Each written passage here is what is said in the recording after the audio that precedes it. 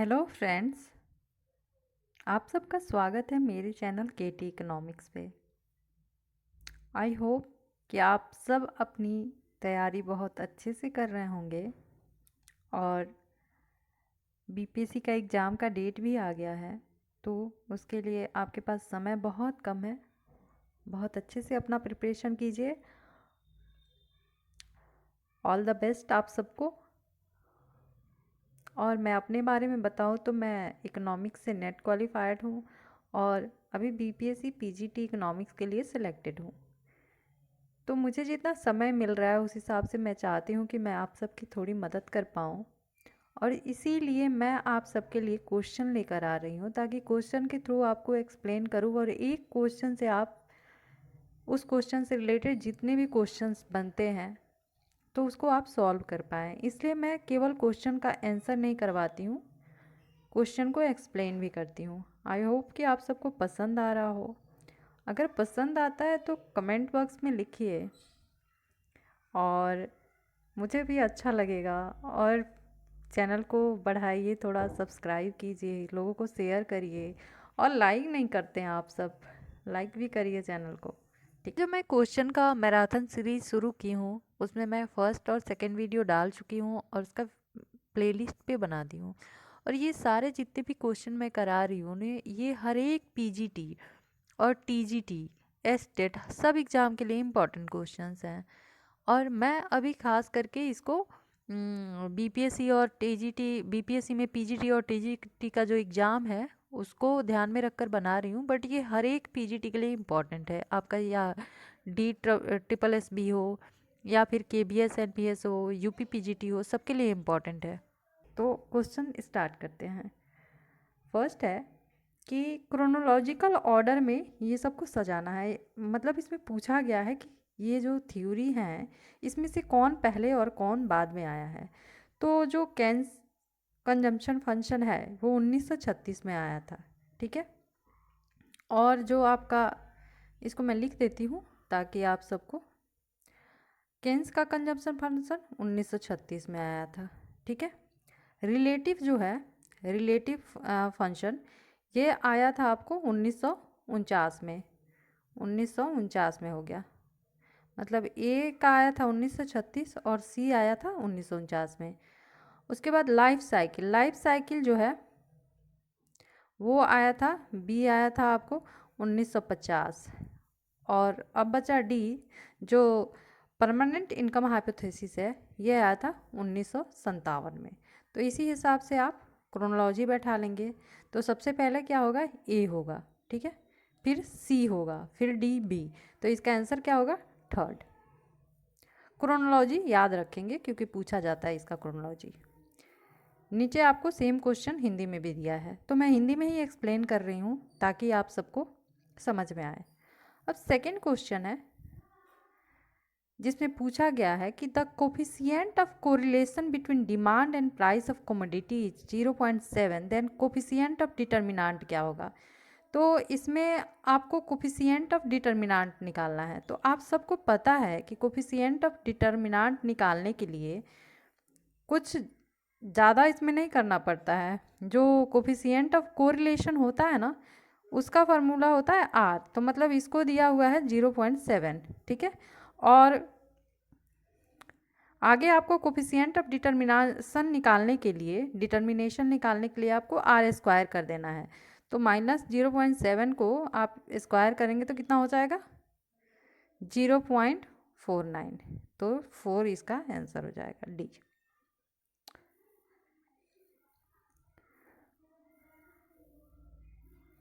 अब next question है जिसमें पूछा गया है कि salaries and pension paid by government are called, जो सरकार द्वारा भुगतान किया जाने वाला वेतन और पेंशन है वो किस में आता है। तो कैपिटल एक्सपेंडिचर में आता है, या रिवेन्यू एक्सपेंडिचर, प्लान एक्सपेंडिचर, या डेवलपमेंट एक्सपेंडिचर।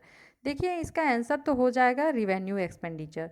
2 इसका आंसर हो जाएगा, रिवेन्यू एक्सपेंडिचर। अब कैपिटल एक्सपेंडिचर में क्या होता है, इसमें होता है कि गवर्नमेंट की जो लाइबिलिटी होती है ना और एसिड होती है, दोनों ही बढ़ती है। ठीक है, और जो रिवेन्यू एक्सपेंडिचर होता है वो अकरिंग इन नेचर होता है, सरकार को कई बार देना पड़ता है इसमें, ठीक है, मतलब साल में कई बार ये होता है। जो क्वेश्चन है उसमें पूछा गया था, payment of a dividend by an Indian company to a foreign stake holder represents in the balance of payment as. तो इसमें पूछा गया है कि भारत के व्यक्तिगत कंपनी द्वारा विदेश के शेयर धारकों को दिया गया लाभांश जो होता है उसको क्या मानते हैं, ठीक है। ये क्वेश्चन नंबर करेंट अकाउंट इसमें होगा, ठीक है। इसको करेंट अकाउंट में और क्रेडिट डिपॉजिट में रखते हैं, तो इसका क्या हो जाएगा, और debit in the current account, 4 इसका आंसर हो जाएगा, ठीक है। चालू खाते में एक विकलन होता है। नेक्स्ट क्वेश्चन है, इसमें पूछ रहा है कि वर्ल्ड बैंक का ऑब्जेक्टिव इसमें से कौन सा नहीं है, मतलब जो विश्व बैंक है उसका उद्देश्य कौन सा नहीं है। तो पहला ऑप्शन है to assist in reconstruction and development by providing capital for productive purpose, यानी कि उत्पादक उद्देश्य के लिए पूंजी उपलब्ध कराकर पूरी पुनर्निर्माण और विकास में सहायता करना। सेकंड है to promote private foreign investment by means of guarantees, guarantee के माध्यम से निजी विदेशी निवेशों को बढ़ावा देना। और थर्ड है to maintain stable exchange rate, मतलब स्थिर विनिमय दर बनाए रखने के लिए, ठीक है। और चौथा है to participate in providing loan to supplement private investment, निजी निवेश के पूरक के लिए ऋण प्रबंध में भाग लेना। तो इसमें से इस पूछ रहा है कि कौन सा नहीं है, ठीक है, नॉट पूछा है, तो इसमें हो जाएगा to maintain stable exchange rate, ठीक है। ये वर्ल्ड बैंक का जो है ऑब्जेक्टिव नहीं है। वर्ल्ड बैंक कब आया था, 1944 में, 1944 में ये आया था, और इसने 1944, इसका आंसर हो जाएगा आपको थर्ड।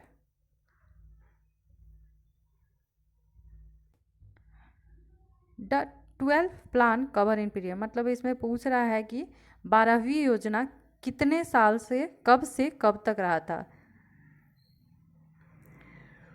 तो कब से रहा था, इसका 2 ऑप्शन हो जाएगा, 2012 से लेकर 17 तक। जो योजना है उस पर भी मैंने वीडियो बनाया है, और उसके लिए मैंने क्वेश्चन भी करा दिए हैं, ऑब्जेक्टिव क्वेश्चन, ताकि आपका एक भी क्वेश्चन ना छूटे। तो केटी इकोनॉमिक्स पे सर्च कीजिए कि प्लानिंग के बारे में। नेक्स्ट क्वेश्चन है कि इसमें से सेलेक्ट करना है correct option having the right chronological, मतलब कि इसका अभी पूछा है कि कौन सा पहले आया है कौन सा बाद में आया है, इसको आपको बताना है।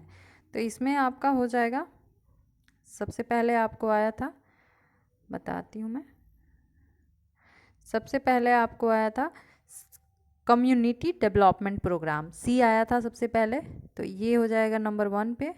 और सेकंड में आया था आपको 20 पॉइंट प्रोग्राम, ठीक है। और थर्ड में आया था इंटीग्रेटेड रूरल डेवलपमेंट प्रोग्राम, और फोर्थ में आया था national rural employment guarantee programme. तो इस हिसाब से चौथा आपको आंसर हो जाएगा।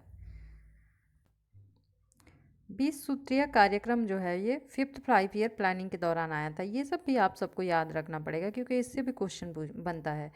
नेक्स्ट क्वेश्चन है कि who among the following develop the ways good model of planning, मतलब कि निम्नलिखित में से योजना की मजदूरी मॉल मॉडल को, योजना का वेज गुड मॉडल किसने विकसित किया था।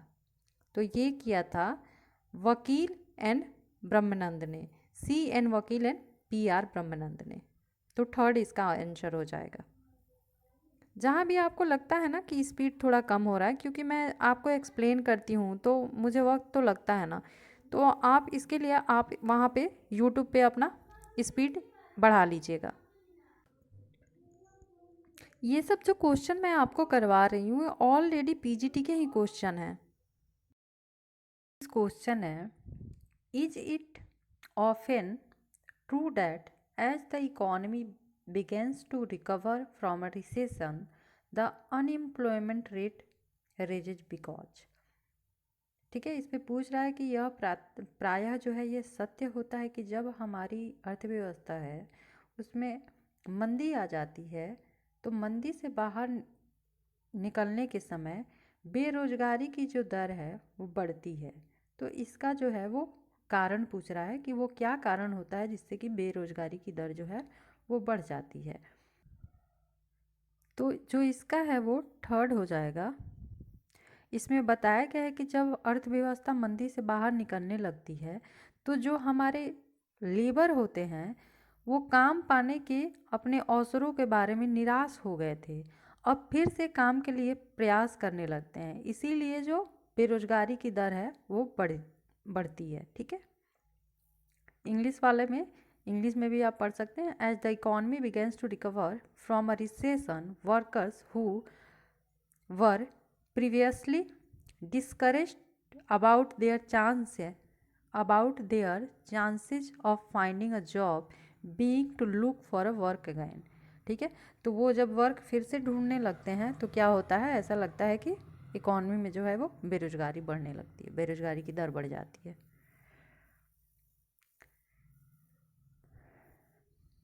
377 है, a point of kink on the kink demand curve indicates. विकुंचित मांग जो होता है वो वक्र में विकुंचित बिंदु कहाँ दर्शाता है। ठीक है, तो इसका हो जाएगा प्राइस रिजिडिटी। ठीक है, और दूसरा क्या हो जाएगा, क्वांटिटी रिजिडिटी। मतलब इसमें प्राइस और क्वांटिटी जो है वो दोनों रिजिड हो जाते हैं, तो इसका ऑप्शन क्या होगा, फर्स्ट हो जाएगा।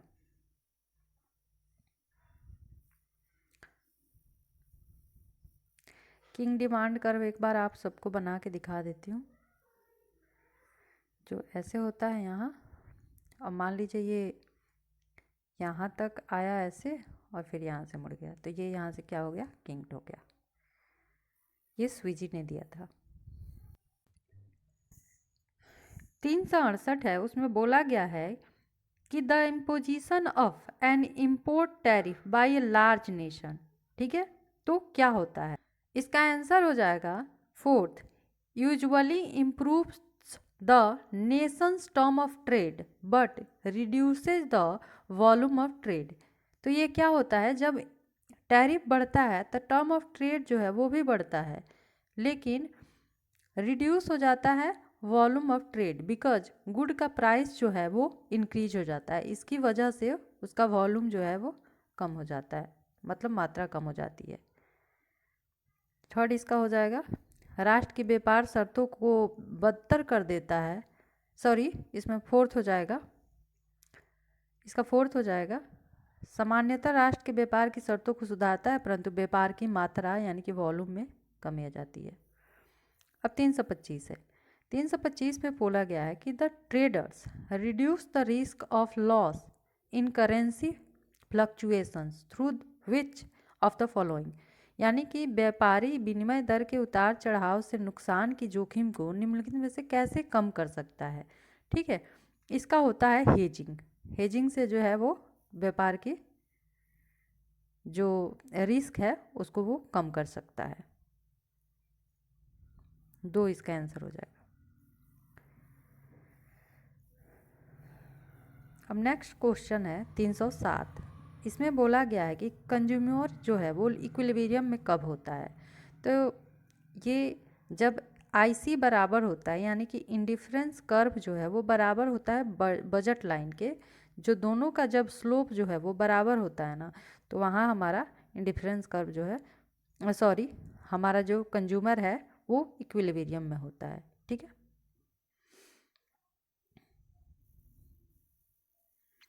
नेक्स्ट है 327, इसमें पूछा गया है कि in the following Cobb Douglas production function Q बराबर दिया है A L to the power alpha K to the power beta, यदि इसमें आगे बोला गया है alpha plus beta greater then 1 है, then the share of labour would be. तो शेयर जो है, लेबर का शेयर जो है वो कितना होगा, तो इसमें लेबर का जो शेयर है वो हो जाएगा अल्फ़ा बटा अल्फ़ा प्लस बीटा, यानी कि थर्ड नंबर इसका आंसर हो जाएगा।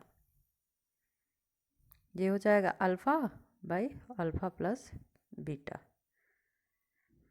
जब ए प्लस अल्फ़ा प्लस बीटा बड़ा होगा तब इसमें पूछा जाता है। इसका 3 केस होता है, इसमें 3 केस क्या क्या होता है, तो पहला होता है आपको अल्फ़ा प्लस बीटा 1 हो जाता है।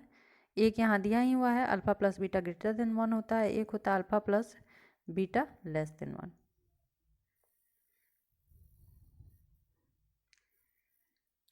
अब नेक्स्ट क्वेश्चन है 357। इसमें बोला गया है कि जो ग्लोबलाइजेशन है, ग्लोबलाइजेशन कैन बी डिफाइंड, ये पूछा गया है कि इसमें से कौन सा सही है और कौन सा गलत है, और सही है तो क्या उसका रीजन भी सही है या नहीं है। ठीक है, तो बोला गया है कि globalisation can be defined as the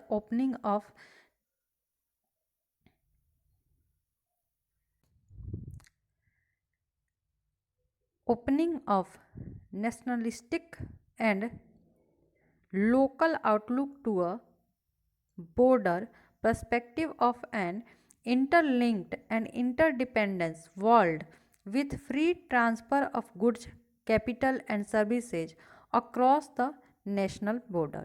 ठीक है, इसको हिंदी में समझिए, वैश्वीकरण को राष्ट्रवादी और स्थानीय दृष्टिकोण के उद्घाटन के रूप में परिभाषित किया जा सकता है, जो एक परस्पर और अन्योन्याश्रित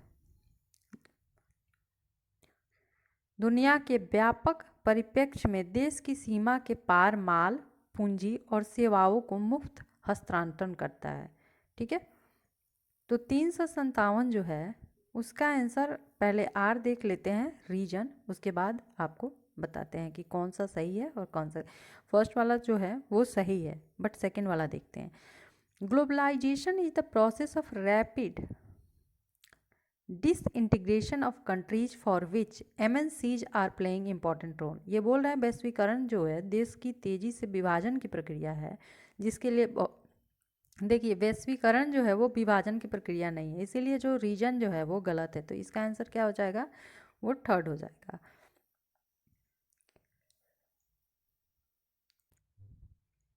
369 है, if the interest payment are subtract from gross physical deficit the reminder will be. इसमें पूछ रहा है यदि ब्याज भुगतान को सकल राजकोषीय घाटा से घटा दिया जाता है तो हमारे पास क्या बचता है। तो इसका मैं आपको बता देती हूँ, जब फिजिकल डेफिसिट हो जो है, ठीक है, उसमें से इंटरेस्ट पेमेंट घटा देते हैं तो हमारे पास क्या बनता है, बचता है प्राइमरी डेफिसिट। ठीक है, प्राइमरी डेफिसिट हमारे पास बचता है, तो इसका जो है वो आंसर हो जाएगा 3। ग्रॉस प्राइमरी डेफिसिट हमारे पास बचेगा। 337, इसमें पूछा है which of the following can be evaluated with the help of Lorentz curve. Lorentz curve की सहायता से कौन सा इसमें से इवेलुएट किया जाता है। तो देखिए लॉरेंज कर्व का शेप मैं बना के आपको बताती हूँ, फिर उसको डिस्क्राइब करती हूँ कि क्या होता है। लॉरेंज कर्व हो गया, ऐसे जाता है, फिर ये रेखा जो है ये वाली जितनी इससे दूर रहेगी ना उतनी इनइक्वालिटी इनकम के बारे में दर्शाएगी। ठीक है, कि हमारा जो इनकम है वो इनइक्वल है। तो ये क्या दिखाती है, ये दिखाती है the degree of equity in income distribution, मतलब कितनी जो है इनकम में के डिस्ट्रीब्यूशन में इक्वालिटी है या इनइक्वालिटी है।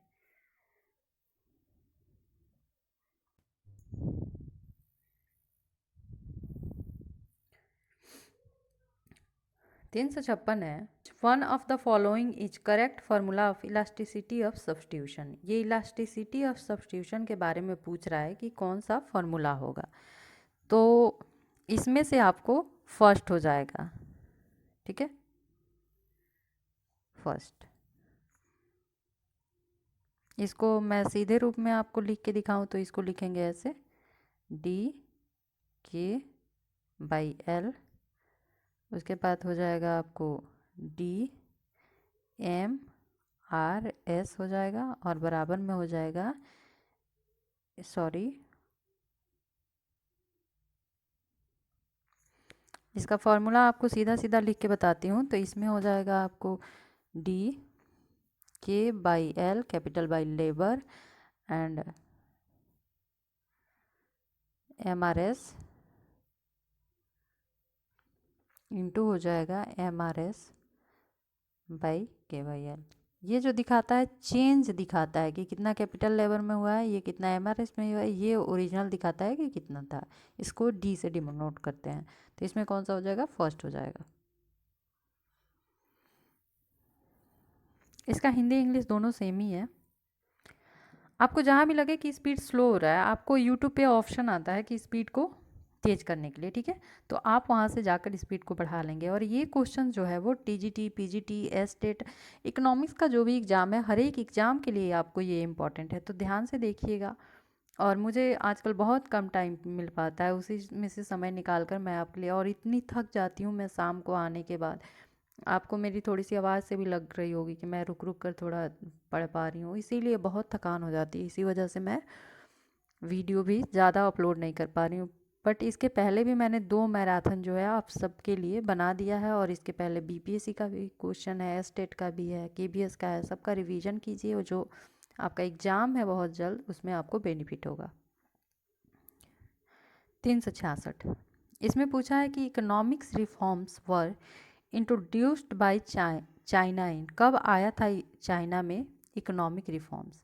तो चाइना में जो है वो 1978 में आया था। ये क्वेश्चन तो बहुत इंपॉर्टेंट है, ये बहुत बार ही पूछा जा चुका है, तो इसको याद कर लीजिएगा।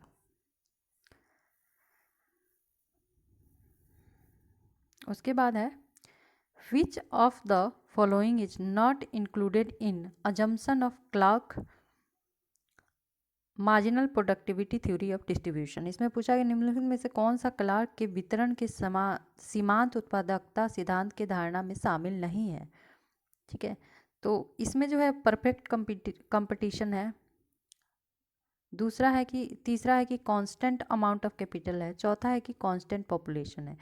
इसमें जो श्रम मतलब विपरीत है, ये जो है इसमें नहीं है, यानी कि लेबर इज हेट्रोजीनियस नहीं है, श्रम विषम नहीं है, विपरीत नहीं विषम नहीं है, यानी कि हेट्रोजीनियस नहीं होगा इसमें, ठीक है। तो इसको जो है इंक्लूड नहीं किया गया।